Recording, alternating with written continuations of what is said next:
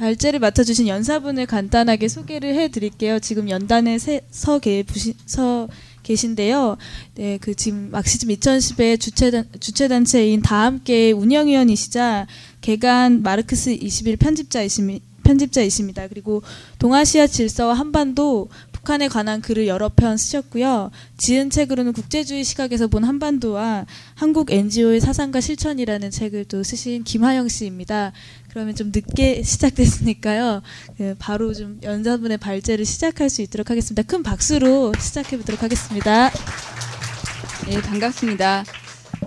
제가 별 기술도 변변치 않은데 PPT를 한번 써봤는데 잘 안 되고 있거든요. 만약에 중간에 되면 같이 보면서 하는 걸로 하겠습니다.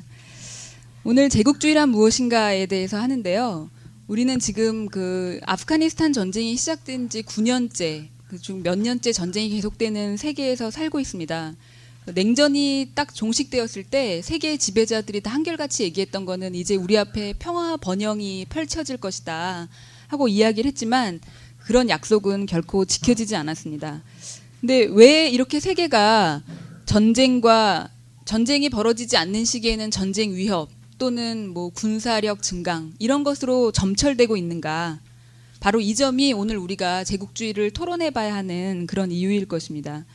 한국 같은 경우에는 예전에 일본 제국주의의 강점을 겪었고, 그리고 또 한반도가 양대 제국주의의 대리 전쟁터가 되어서 전쟁도 겪었습니다. 그리고 냉전 한복판에서 정말 이상 가족이 상봉하는 등의 여러 고통을 겪었고, 그리고 지금 이 순간에도 한반도 동해바다, 서해바다 양쪽에서 강대국들이 군사훈련을 벌이고 있는데, 이런 땅에 살고 있는 우리들이야말로 제국주의를 잘 이해하고 그래서 어떻게 대처해야 되는지 알아야 될 것이라고 생각이 듭니다. 먼저 제국주의란 무엇인가, 정의에 대해서 좀 살펴보겠는데요. 사실 제국주의에 대한 다양한 버전의 정의가 있습니다. 먼저 유형별로 제가 한 5가지로 나눠봤는데요. 첫 번째 유형을 보자면 초역사적으로 제국주의를 정의하는 그런 유형이 있습니다. 이런 정의인데요. 인류 역사 전체에 걸쳐서 나타나는 것으로 약소국에 대한 강대국의 지배다. 이건 사실 어느 시기나 다 해당되는 초역사적인 그런 설명이라고 이야기를 할 수가 있습니다. 그런데 이렇게 제국주의를 설명을 하면은 제국주의에서 나타나는 특정한 동학, 우리가 살고 있는 시대 제국주의는 도대체 왜 벌어지는가 하는 것을 이해하지 못한다는 거죠. 예를 들어서 많은 사람들이 부시 정권에 대해서 로마 제국하고 많이 비유했습니다. 그 당시 미국에 대해서요.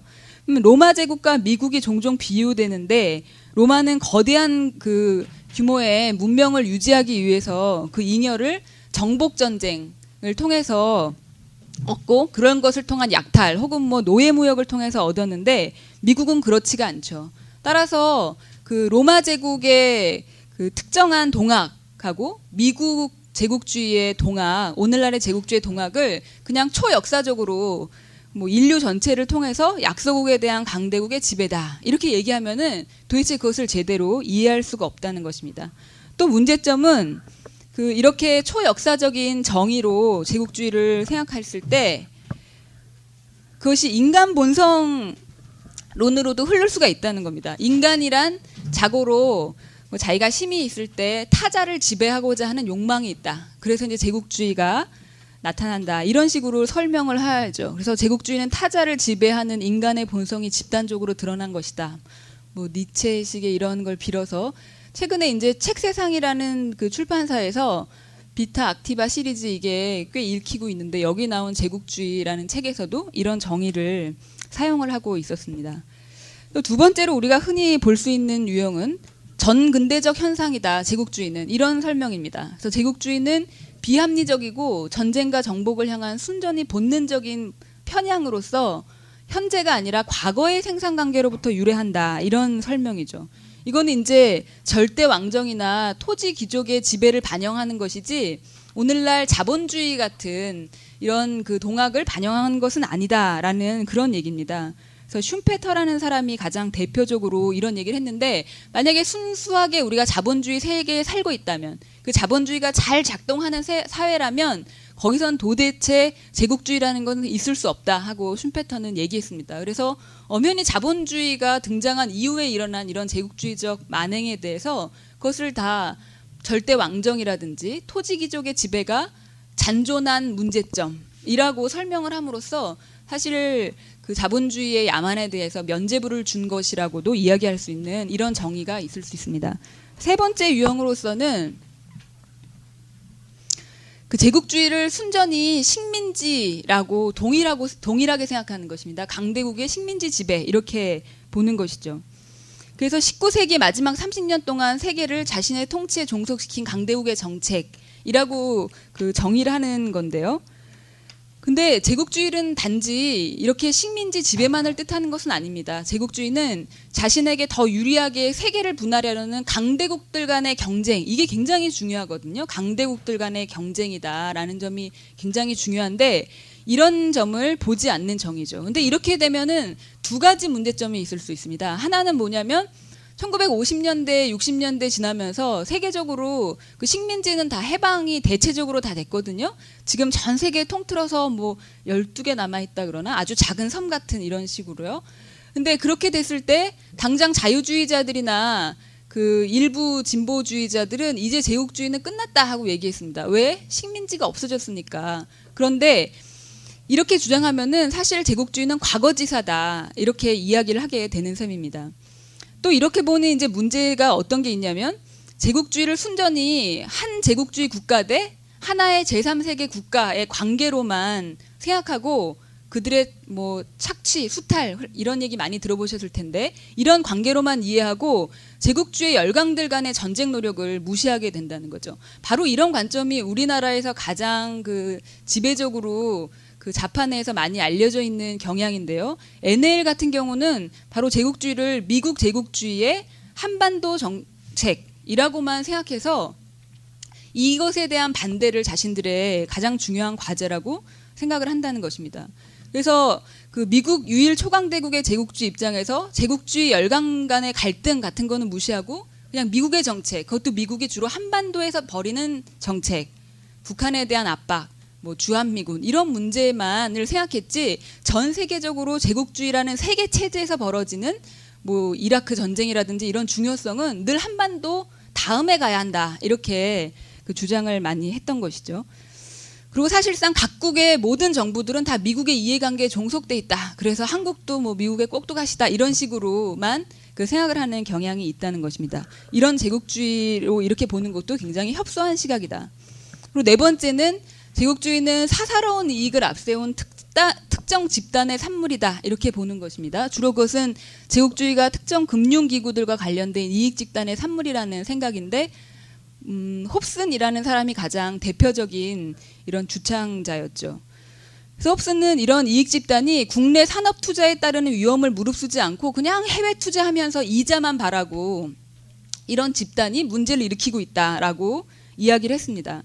그리고 이 특정 집단에는 뭐 지금 얘기하면 뭐 투기자본 같은 집단이 들어갈 테고 그리고 뭐 군산복합체 뭐 이런 식의 특정 집단이 일으키는 문제라고 그 설명을 한다는 것입니다. 그리고 실제 나중에 그 제2 인터내셔널 지도자인 카우츠키는 여기 군산복합체 같은 무기 생산자들도 여기 특정 집단에 포함을 시켰죠. 그런데 이런 논리가 갖고 있는 문제는 뭐냐면 그럼 제국주의는 자본주의의 어떤 특정 부분만의 문제이기 때문에 그 부분만을 개혁하면 자본주의에서 제국주의 문제는 나타나지 않는다 하고 생각하게 되는 그런 정의로 문제점으로 이어진다는 것입니다. 마지막이자 제가 오늘 주로 설명할 그런 제국주의 정의인데 이것은 강대국 간 적대화 전쟁이 자본주의 일탈이 아니라 그 동학에서 나온다고 주장을 했던 것입니다. 이것은 이제 고전 마르크스주의자들이었던 레닌과 부하린이 1차 세계대전이 한창 벌어지고 있을 때 왜 도대체 세계는 이렇게 전하에 휩쓸려 있는가 하는 것을 설명하기 위해서 내놓았던 이론이었습니다. 이들이 얘기했던 것을 아주 간단하게만 이야기하자면 이제 자본주의가 워낙 그 발전한 탓에 경쟁은 이제 더 이상 개별 자본들의 개별 기업들 간의 경제적 경쟁에서 국한되지 않는다는 것이었습니다. 자본이 워낙 몸뚱이가 커지니까 그것이 점점 더 국가와 밀착하게 결합이 되고 그리고 그렇기 때문에 경쟁은 단지 그 기업들 간의 경쟁에서 멈추는 것이 아니라 선진 자본주의 국가들 사이에 국가 간 경쟁도 수반하게 되었다 하는 것이 이들 주장의 요지라고 할 수 있습니다. 그러면 이 5번째 주장을 주로 조금 더 자세하게 살펴보도록 하겠습니다. 레닌과 부하린의 제국주의론은 가장 중요한 특징이라고 말했을 때 앞서 제가 5가지 유형의 제국주의 정의에 대해서 말씀드렸는데 이 마지막 5번째로 얘기한 거 말고 4가지는 모두 다 자본주의하고 제국주의를 연결시키지 않는다는 것입니다. 제국주의를 비자본주의적 어떤 요소 또는 자본주의 내에서 어떤 특정한 문제점, 부분적인 문제점에서만 비롯되지 그것이 자본주의 전체에 동학하고는 관계가 없다 하는 정의였다면 이 레닌과 부하린의 제국주의론은 바로 제국주의, 오늘날의 야망과 전쟁은 자본주의 동학 자체에서 비롯한다 하는 것이 이 가장 중요한 그 차이점이었다고 이야기를 할 수 있습니다. 이런 말을 오늘식 버전으로 한번 바꿔서 보자면 이라크 전쟁은 부시와 네오콘이라는 전쟁광, 석유 기업가들, 군산복합체가 일으켰다 하고 말하는 사람들이 있는가 하면 다른 한편에서는 이라크 전쟁은 오늘날 자본주의의 내재적 논리에서 동학에서 비롯했다 하는 이런 그 설명이 있는데 이런 차이를 가져온다는 것이죠. 그럼 지금부터 이 레닌과 부하린의 제국주의론은 어떻게 등장했는가, 어떤 점을 주목하고 있는가 하는 걸 살펴보겠습니다. 첫 번째로 이 사람들은 자본주의가 겪게 된 변화에 주목을 했습니다. 마르크스가 분석한 시대에 그 자본주의하고 또 자본주의가 발전해서 도달하게 된 어떤 경향들을 분석했다는 것인데 첫 번째는 마르크스가 이미 분석했던 자본의 집적과 집중의 경향에 따라서 독점의 단계에 이르렀다는 것입니다. 그리고 그 독점이 기업이 규모가 크다 보니까 국가들하고의 연계가 굉장히 밀접해졌다는 것이죠. 근데 그 당시에 자본주의에서는 주기적인 공황을 겪으면서 덜 효율적인 자본들이 이제 막 망해가게 됐죠. 그래서 공장들이 궁지에 몰리면 그들의 경쟁자들은 더 넓은 시장도 확보하고 그리고 망한 기업들을 싸게 사들임으로써 그 순식간에 생산성을 높일 수가 있었습니다. 거의 돈을 들이지 않고도 생산성을 높일 수 있었죠. 그래서 바로 이때 미국 같은 데서 뭐 록펠러라든지 카네기 같은 벼락 부자들이 나타날 수 있었던 것은 바로 이런 과정을 거쳐서 가능했던 것입니다. 그런데 이렇게 거대 부자, 거대 독점 자본들은 몸뚱이가 워낙 크다 보니까 더 국가하고 밀착해서 그 연계되는 경향을 보이게 되었다는 것입니다. 그리고 이런 경향은 두 번째하고 아주 밀접한 관계가 되는데요. 또 자본의 단위가 커지니까 한 나라에서 노는 물이 너무 작다. 좀 세계로 나가자 하는 경향이 급속하게 발달했다는 것입니다. 이게 바로 생산 조직의 일국적 한계를 넘으려는 그런 국제화 경향이 그 두드러지게 나타나게 되었다. 그리고 이 두 경향이 결합된 결과로 이제 경쟁은 단순히 시장을 겨냥한 사적 기업들 간의 경쟁을 넘어서서 국가들 간의 군사적, 정치적 경쟁의 형태를 취하게 되었다는 것입니다. 그런데 이 똑같은 시기를 분석한 카우츠키라는 사람은 그 독점 자본주의의 발달이 오히려 초제국주의라는 시대를 열었다. 그래서 열강들 간의 경쟁을 폐지하고 일종의 단일한 세계 트러스트를 이루게 될 것이다. 그래서 전쟁은 독점 자본주의로부터 그 이익으로부터 오히려 일탈이다. 이런 설명을 하게 됩니다. 그런데 그렇다고는 반대로 그 1차 세계대전이 벌어진 동학에 대해서 이렇게 그 제가 지금 설명한 이 자본주의 변화로부터 그들은 분석을 해냈던 것입니다.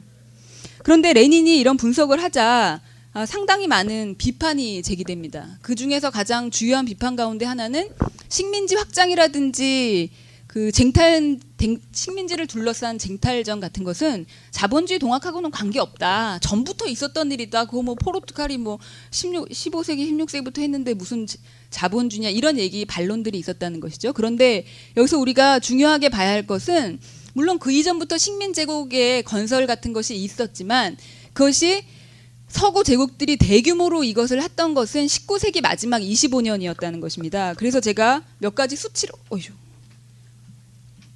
수치를 적어봤는데요. 1860년까지 유럽의 식민지 영토는 270만 평방마일이었는데 바로 이 시기 마지막 25년을 경과하면서 이게 거의 안 나오네요. 이 거의 10배 넘게 커졌죠. 1880년에 아프리카의 10%만이 유럽의 지배였다면 1900년에는 90% 이상을 지배하게 됩니다. 유럽의 해외 투자도 마찬가지죠. 바로 이 19세기 마지막 25년에 이런 일이 집중돼서 벌어진다는 것은 자본주의 이전 시대의 성격이 아니라 바로 자본주의가 이전에 국가들을 자신들에게 이롭게 재편해서 어떤 일을 했는가를 보여주는 것이라는 사실을 알 수가 있는 것입니다.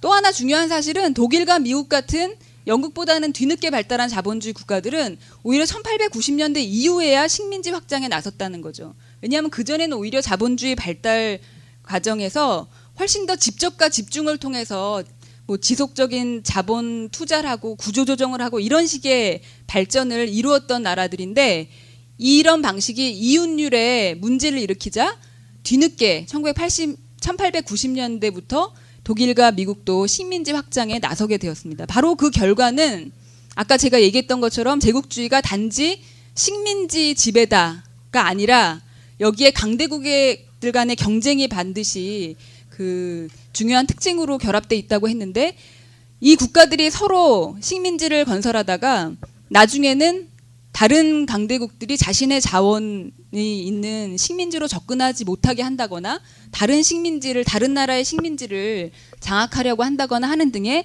이런 쟁탈전, 즉 그 제국주의 간 전쟁으로 연결되는 그런 역사적인 그런 사례들을 우리가 보게 됩니다. 그래서 바로 한반도의 지배를 둘러싸고 러일 전쟁, 그리고 그 다음에 1차 세계대전, 2차 세계대전 이런 일들이 벌어졌던 것이죠.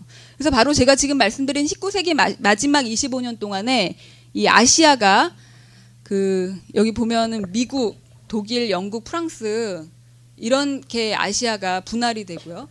그 다음에 아프리카도 영국, 프랑스, 독일에 의해서 분할이 되고요. 그리고 그 아메리카와 태평양도 이렇게 분할이 됩니다. 그 한반도 주변도 일본에 의해서 세력이 이렇게 확장이 되죠. 바로 그 결과가 그 1, 2차 세계대전으로 나타난 것입니다. 그래서 레닌과 부하린의 제국주의론은 오히려 그 독점과 집적과 집중이 독점을 낳고 그것이 초제국주의를 만들 거라는 카우츠키 이론이 완전히 틀리고 레닌과 부하린의 주장이 옳았다는 것이 아주 비극적으로 사람들을 수많이 학살하는 그런 전쟁을 통해서 입증이 되었던 것입니다. 그래서 1, 2차 세계대전이 벌어졌고 그리고 레닌이 또 자신의 제국주의론에서 이런 세계 분할은 제3세계만이 아니라 점점 산업이 발달한 지역으로도 될 것이라는 주장을 했었는데 독일이 유럽 주변 국가들에 대해서 그 저지른 짓을 보면 이런 것이 올바르다는 것을 또 보여주었습니다. 레닌의 제국주의론에서 우리가 또 빠지지 말고 짚어봐야 할 것은 그가 거의 유일하게 식민지 민족해방투쟁의 중요성을 인식했다는 것입니다. 그래서 제국주의는 그 민족 문제라는 견지에서 굉장히 중요한 그 결과들을 초래하게 됩니다. 그 가운데 하나가 이제 그 제국주의 국가의 착취 억압을 받는 제3세계 후진국들이 세계 자본주의로 강제로 편입된 결과 그 나라들에서 민족 해방 반란이 일어난다는 것이었습니다. 근데 당시 사회주의자들은 이 점에 대해서 제대로 주목하지 않았는데 오로지 거의 레닌만이 이들 피어간 민족들이 독립운동을 벌일 것이고 그것은 제국주의를 패퇴시키는 투쟁에서 아주 중요한 고시를 할 것이다 라고 주장을 했다는 것입니다. 그리고 또 레닌은 그렇기 때문에 서구의 노동자 운동은 그 피어간 민중의 그 민족 해방 투쟁을 지지해야 된다. 그들이 제국주의에 반대하는 그 투쟁을 하는 한 그들의 민족 자결권을 지지해야 된다. 이런 얘기를 했던 것입니다. 레닌이 염두에 뒀을 때 가장 중요하게 생각했던 것은 서구의 노동자들이 자신의 나라 지배계급을 동의하면서 미개한 인도, 뭐 미개한 어디 한반도를 침략한다라는 그런 거에 동조해서는 안 되고 오히려 그 제3세계 그 민중이 자신의 자국 그 지배자들에 맞서서 싸울 때 제3세계의 민중과 함께 연대해야 된다는 것, 그들의 투쟁을 지지해야 된다는 것을 뜻했던 것이고 이것은 레닌이 반제 투쟁에서 세계 노동자들의 단결된 투쟁을 그 무엇보다도 중요하게 생각했다는 사실을 우리에게 보여주는 것입니다. 레닌과 부하린의 제국주의론에 대해서는 이 정도로 설명을 하겠습니다.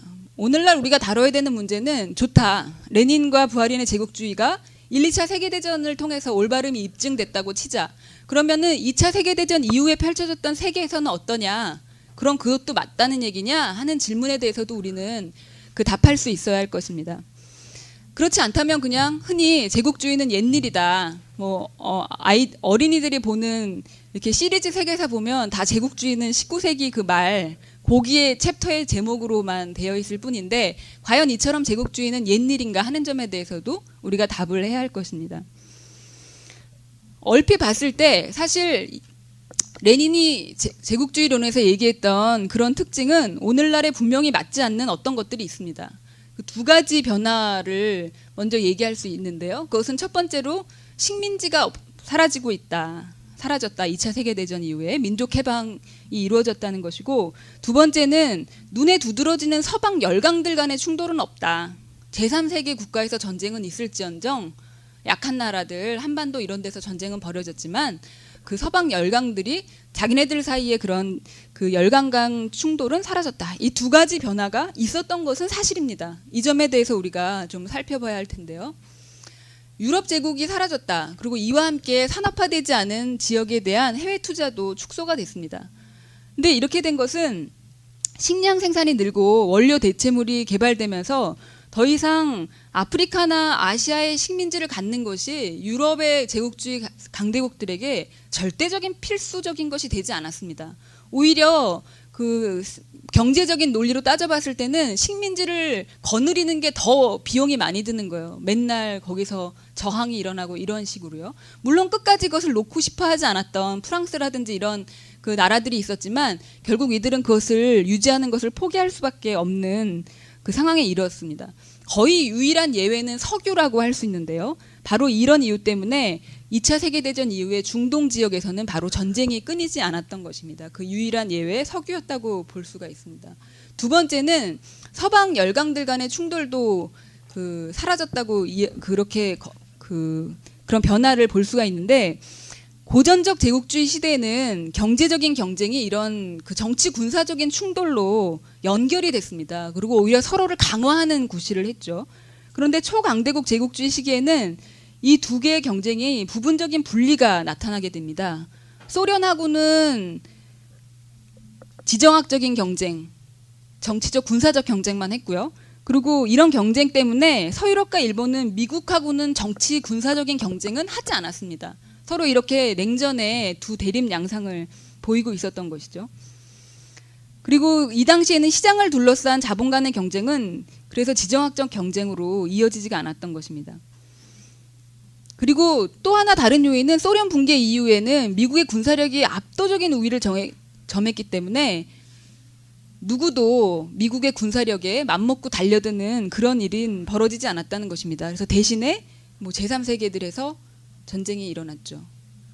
엄청난 군사력의 격차를 여기서 볼 수 있는데요. 이쪽이 군사력, 저쪽 표가 군사력의 그 엄청난 격차를 보여주는 표입니다. 지난 시기에 또 가장 두드러진 변화로는 세계화가 있습니다. 바로 이 세계화 때문에 또 많은 사람들은 지금 세계는 옛날에 그 1, 2차 세계대전하고 그럴 때랑 다르지 하고 얘기하는 사람들이 많은데요. 바로 그 세계화에 대해서 이제 좀 살펴보겠습니다.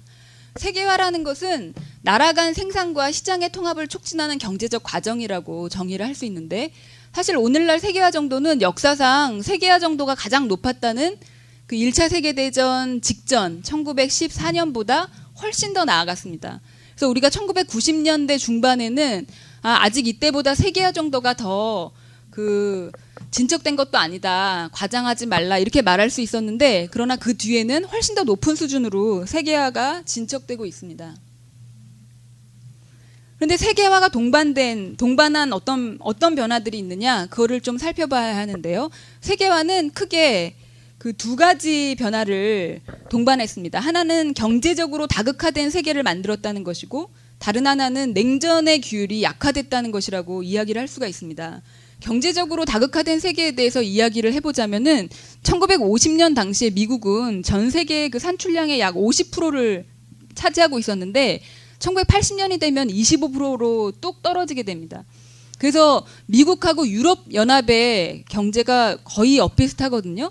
그러니까 맨날 무역 갈등 같은 것을 겪게 됩니다. 그리고 중국이 급성장하는 이런 변화를 보이게 되는 것이죠.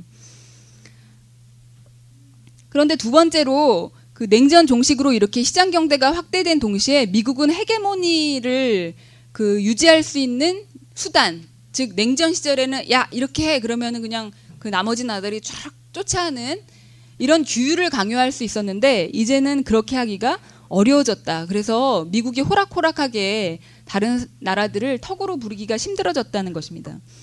근데 이런 세계화가 몇 가지 환상을 낳고 있습니다. 세계화는 평평하다. 뭐 이런 얘기 많이 들어보셨을 테죠. 세계화는 어디든지 뭐 다 똑같이 평등한 발전을 누릴 수 있는 기회를 전 세계에다 주고 있다. 그리고 세계화는 뭐 자본이 세계 곳곳으로 가니까 국가가 약화돼가지고 국가가 사람들을 막 이렇게 호령하는 그런 세계는 지났다 하는 얘기들을 많이 보게 될 것입니다. 그런데 세계는 평평한가? 세계화는 환상이다라는 겁니다. 이 선은 이 노란색 9,500달러 이상 1인당 국민소득이 그런 땅덩이는 이렇게밖에 없습니다. 나머지 이 주황색은 오히려 750달러 이하로 사는 그런 나라들이었죠. 세계화가 세계를 결코 평평하게 만들지 않았습니다. 이런 경제적인 불평등은 수명에서의 불평등으로 고스란히 반영되는데요. 아까 우리가 봤던 그 잘 사는 나라들은 다 72세 이상인 반면에 못 사는 나라들은 60세도 안 되는 이런 수명의 불평등으로 이어지고 있습니다.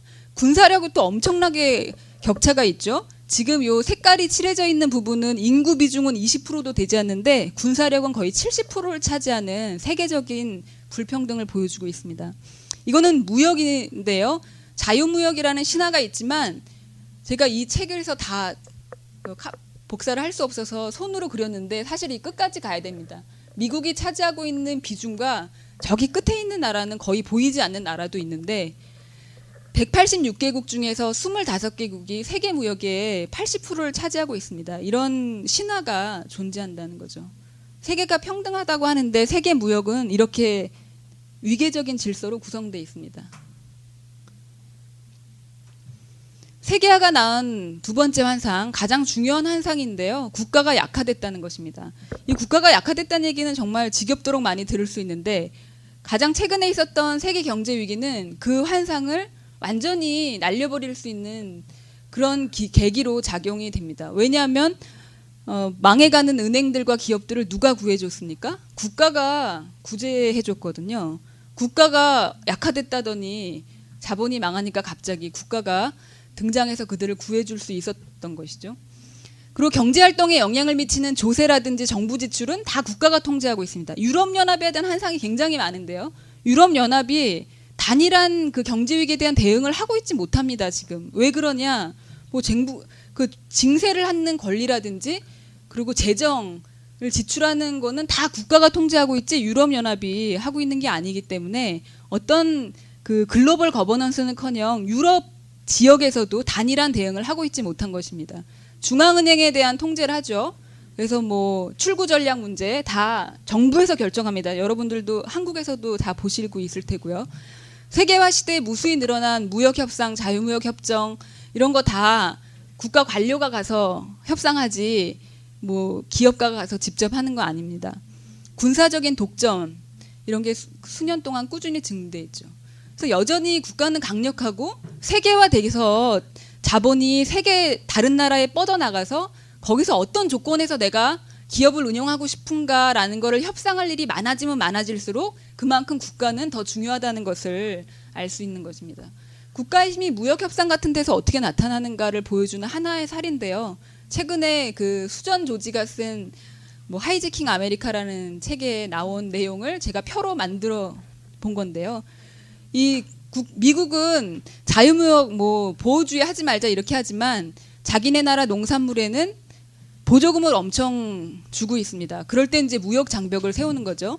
그런데 미국의 면 생산자가 매년 받는 지원금 10만 달러는 아프리카에서 주로 그 면화를 생산하는 나라인 말리라는 나라의 농부 1인이 256년간 벌어야 될 소득입니다. 따라서 어떤 그 뭐 평등한 그런 교역 같은 것이 가능하지 않다는 거죠. 이제 저희가 살펴볼 것은 제가 이제 세계화의 신화에 대해서 쭉 살펴봤는데 이런 세계 신화가 그냥 뭐 이런 일이 있어라는 정도로 넘어간 게 아니라 체계화된 이론으로 존재하기 때문에 상당히 많은 영향을 미치고 있고 그런 것이 어떤 내용들인가를 좀 살펴봐야 할 것 같습니다. 처음에 제가 살펴볼 것은 제3의 길인데요. 우리나라에서도 제3의 길이 워낙 많은 영향을 미치고 있기 때문에 이걸 좀 살펴볼 필요가 있습니다.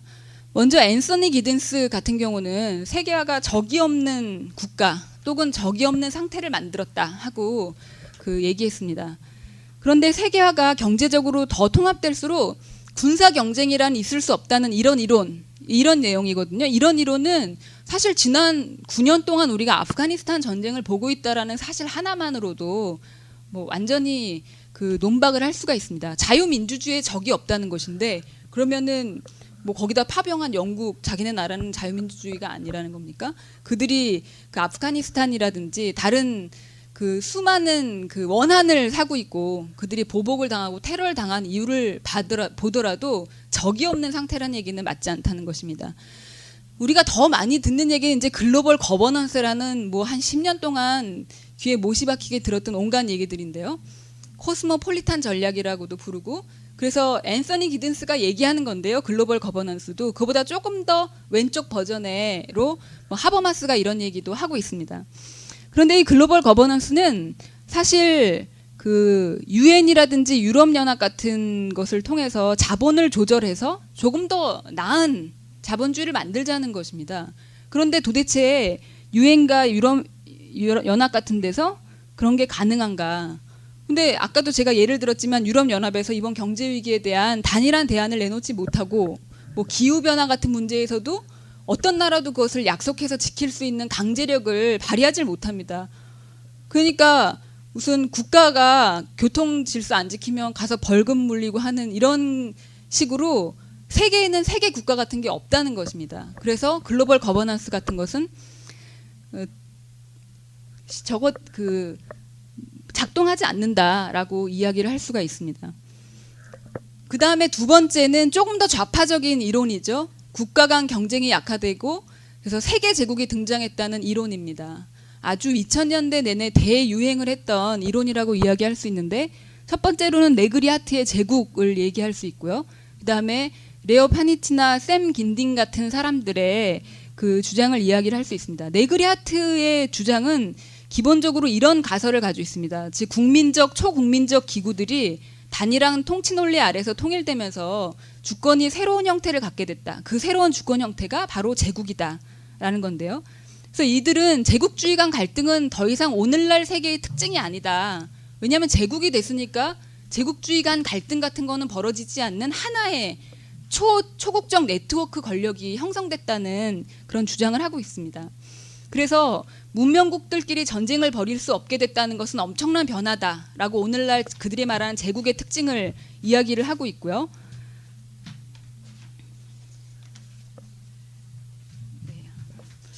8분 남았으니까 충분히 할 수 있을 것 같습니다.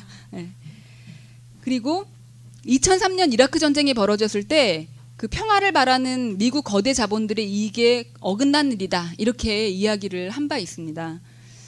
그리고 샘 긴딘류의 주장을 살펴보자면 이런 다국적 기업들이 서로 투자하고 뭐 어쩌고 하면서 상호 의존이 막 늘어나니까 이런 긴밀한 상호 의존은 모두 미국의 이해관계에 다 맞춰지게 된다는 겁니다. 그래서 미국 주도로 통일된 체제가 형성됐다. 이게 바로 이들이 말하는 또 다른 유형의 제국론 비슷한 것인데요. 그래서 그들은 독립적인 국민 부르주아지가 국내 자본을 대표하지 않는다. 미국이 다 다른 나라들 다 대표한다는 겁니다. 이 세계화된 세계에서는 이런 주장을 하고 있는 것이죠. 물론 앞서도 제가 변한 것은 분명히 있다라고 말씀드렸던 것처럼 오늘날의 자본주의가 분명 과거와 같은 형태로 경쟁하고 있는 것은 아닙니다. 그러나 그렇다고 해서 이들이 얘기하는 것처럼 더 이상 국가 간의 경쟁이 사라졌다. 전쟁이라는 것은 오늘날에 맞지 않는 일이다. 이렇게 보기에는 너무 힘든 현실이 지금 벌어지고 있다는 것이죠. 미국이 중동에서 발칸반도에서 그렇게 설치는 이유가 뭐겠습니까? 그거는 자기들 자신이 서로 직접 충돌을 하는 강대국 간 전쟁을 벌일 수는 없지만 그 다른 곳에서 여전히 자신의 힘을 과시함으로써 다른 강대국들에게 자신의 강제력, 패권을 유지하기 위한 그런 노력의 일환이라고 말할 수가 있는 것입니다. 근데 사실 이쪽 이론 같은 경우에 특별히 이 네그리와 하트의 제국이라든지 그 샘 긴딘 이런 류는 그 정치적 결론은 굉장히 급진적이라는 거예요. 왜 급진적이냐면 제국주의 간 경쟁을 하는 게 아니라 하나의 제국으로 만약에 그것이 다 통합됐다고 생각해 보시죠. 그러면은 이제 세계는 제국과 민중, 뭐 혹은 다중이겠죠. 제국과 다중, 혹은 뭐 제국과 노동계급 이렇게 대립 관계만 있을 뿐이다 하고 겉으로 볼 때는 굉장히 그 급진적인 것 같은 결론을 내립니다. 뭐 옛날에 뭐 많이 들어보신 분들이 계실지 모르겠지만 뭐 총자본 대 총노동 막 이런 식으로 많이 이야기를 하신 분들이 있었는데 마치 그런 것처럼 굉장히 겉으로 보기에는 그 급진적인 결론을 내린다는 것입니다. 그런데 문제는 뭐냐면 이게 완전히 분열도 안 돼 있고 다 단일하게 통일돼 있는 하나의 제국? 그러면 이 제국을 어떻게 뚫을 것인가? 거의 뚫을 수 없을 것 같은 생각이 들 수밖에 없기 때문에 뭐 옆으로 이렇게 뭐 우회를 한다거나 하는 그런 얘기들이 나오게 되는 것이죠. 그래서 우리는 제국주의 간의 그 갈등이 있다. 분열이 있다는 걸 이해하는 게 굉장히 중요합니다. 왜냐하면 그들의 이해관계의 상충 때문에 그들은 분열해 있고 투쟁을 하고 있는데 바로 그런 그 분열과 불안정이 우리에게는 이들에 맞서 싸울 수 있는 유리한 공간을 제공한다는 사실을 우리가 알아야 되고 이런 전략적인 관점에서 제국주의에 맞서 싸워야 되는데 그런 관점이 없기 때문에 제국에서는 그런 전략을 전혀 제시하지 못하는 것입니다. 그래서 이라크 전쟁에 대한 유럽 국가들의 반대 속에서 우리가 어떻게 반전운동을 펼칠 것인가 하는 이런 문제라든지 하는 것을 우리는 생각해낼 수 있어야 한다는 것입니다. 그러면은 이런 세계에 대한 그 신화 같은 것을 걷어버리고 우리가 오늘날의 세계를 어떻게 볼 것인가 하는 점을 이야기를 해보도록 하겠습니다. 오늘날 세계의 특징은 무엇보다도 그 냉전 제국주의에 상대적으로 안정돼 보였던 그런 세계보다는 훨씬 더 불안정해졌고 전쟁도 훨씬 더 많아졌다 하는 것입니다.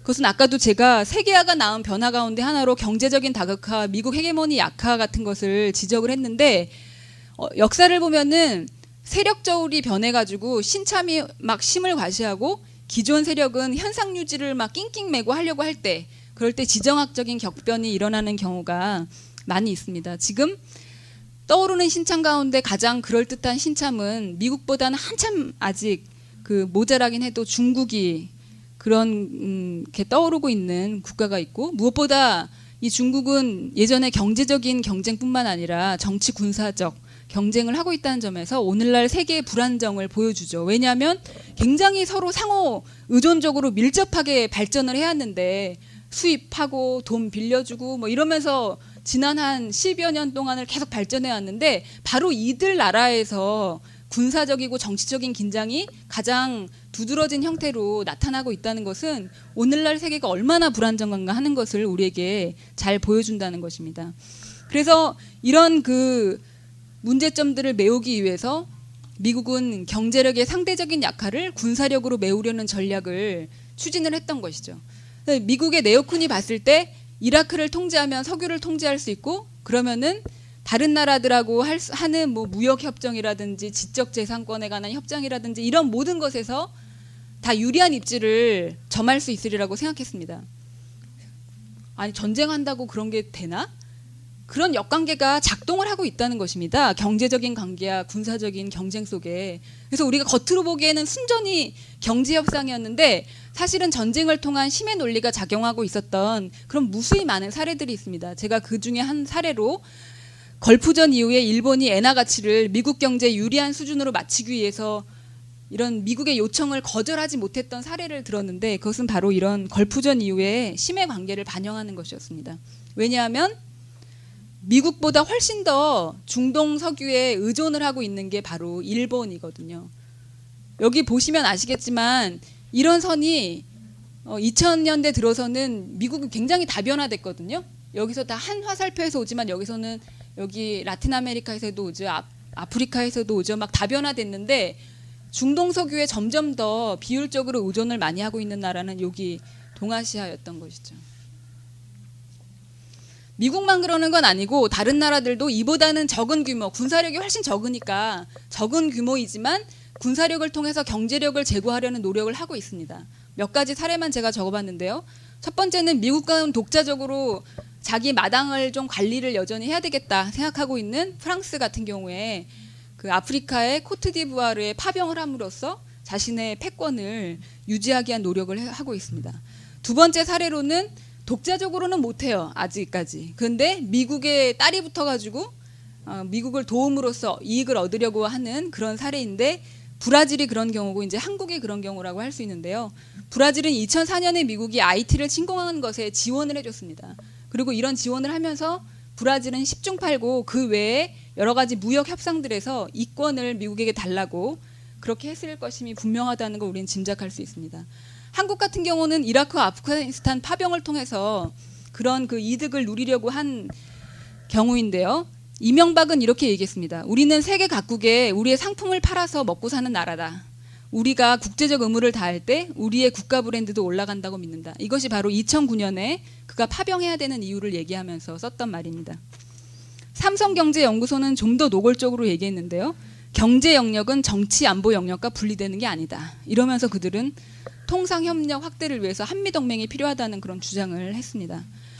세 번째로 이제 일부 국가들은 경계를 위해서 무장을 합니다. 예를 들어서 미국이 막 그 압박을 넣으면 핵 확산이 지난 수년 동안 많이 되었었는데 북한이 자체 무장을 한다거나 중국이 미국의 봉쇄 전략에 맞서서 무장을 한다거나 이런 일이 벌어지고 있습니다. 그런데 이제 미국은 앞서 제가 얘기했던 그런 전략에서 실패를 했기 때문에 미국이 실패하는 동안 다른 지역에서 라틴 아메리카에서 동아시아에서 다른 나라들이 그 열려진 공간을 활용해서 점점 그 자신의 영향력을 확대하는 일이 벌어졌습니다. 그래서 아까 제가 경제적 다극화라는 변화를 말씀드렸는데 그것이 정치 군사적인 경쟁으로 연결이 되면서 미국의 전략의 실패라는 그런 지역에서 열려진 공간을 뚫고 라틴 아메리카, 동아시아에서 중국 이런 국가들이 정치적 군사적 영향력을 높이고 있다는 것이죠. 그래서 이거는 아시아에서 중국의 영향력 증대를 보여주는 상하이 협력 기구인데요. 이 나라들 그리고 미국이 공을 들이고 있는 몽골, 파키스탄, 인도 이런 데를 다 묶어서 중국이 정치적인 영향력을 확대 나가고 있는 거고 이것은 아프리카에서 중국이 정치적 영향력을 확대 나가고 있는 그런 사례입니다.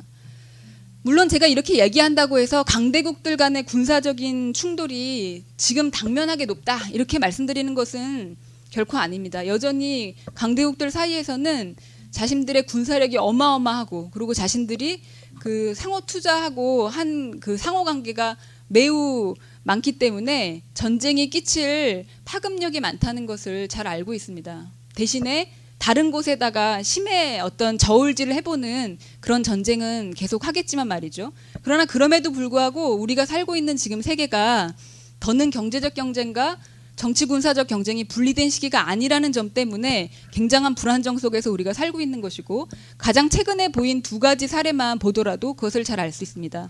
첫 번째는 그루지아 전쟁이었는데요. 이 그루지아 전쟁은 지난 10 몇 년 동안 미국이 그 유럽 연합에 대해서 압박하면서 러시아의 영향력 아래 있었던 나라들로 나토를 동진하게 됩니다. 동쪽으로 옮긴다는 뜻인데요. 그런데 더 이상 러시아가 그것을 방치하지 않겠다 하고 그 군사적으로 선언한 것이 그루지아 전쟁이었다고 이야기를 할 수가 있습니다. 중국과 미국의 군사적인 긴장도 지금 격상되고 있는데요. 지금 이거는 그 최근에 몇 년 동안 미국과 중국이 동아시아 일대에서 해상에서 군사 대치를 했던 그런 사례를 보여주는 그런 표입니다. 오늘 같은 이런 상황에서 고전 마르크스주의 제국주의론이 도대체 우리에게 주는 교훈은 무엇일까? 그것은 제가 아까 얘기했던 것처럼 초제국주의론, 오늘날엔 더 이상 전쟁 없고 서로 협력하는 하나의 그런 그 세계를 만들 수 있다. 그것이다. 그것이 오늘날의 세계다라고 얘기했던 그런 주장도 틀렸고 그것의 새로운 버전인 글로벌 거버넌스라든지 아니면 제국론 같은 것도 오늘날 세계를 분명히 보여주지 못한다는 것입니다. 그리고 그런 그 이론을 가지고는 우리가 제국주의에 제대로 맞설 수가 없다는 것이죠. 지금 세계 최대 강국이라고 하지만 미국은 굉장히 취약하고, 그리고 미국 지배계급은 분열이 되어 있습니다. 그리고 아까도 제가 말했지만 우리는 제국주의 열강들 간의 갈등, 분열을 굉장히 중요하게 봐야 하는데요. 이 분열은 점점 강화되고 계속될 것입니다. 그리고 이것은 우리가 제국론하고 오늘날의 세계를 보는 것이 전혀 다르다는 것을 보여주는데, 이 제국주의 열강들 간의 분열이 우리에게 투쟁할 수 있는 공간을 열어주고, 그 속에서 우리가 그 제국주의에 맞서 싸워야 한다는 것을 이해할 필요가 있다는 것입니다. 이것은 우리가 오늘날 굉장히 야만적인 세계에 부딪혀 있지만 동시에 우리가 저항할 수 있다는 것도 보여주는 것이고, 그것은 바로 얼마 전에 2000년대 초반에, 그리고 얼마 전까지 세계 반전운동이 역사상 가장 큰 반전 대열을 이루면서 투쟁해 왔다는 것을 우리가 다시 환기할 필요가 있다고 저는 생각합니다. 그래서 레닌의 제국주의론은 그저 세계가, 오늘날 세계는 도대체 어떤 거야 하고 세계를 좀 잘 이해해보자 라는데 그친 이론은 아니었다는 것을 우리가 이해를 할 필요가 있습니다. 분열돼서 싸우는 형제인 그 자본주의 국가들에 맞서서, 그들은 분열돼서 싸우지만 우리 노동자 계급은 단결해서 그들에 맞서 싸우자 하고 얘기했던 것이 레닌의 제국주의론이었고, 그것은 바로 전쟁의 시기에 세계 노동자들이 단결된 투쟁을 통해서 자본주의 자체를 폐지해야만 그 야만의 세계를 끝장낼 수 있다는 정치적인 함의를 가지고 있었던 이론이었습니다. 이상입니다.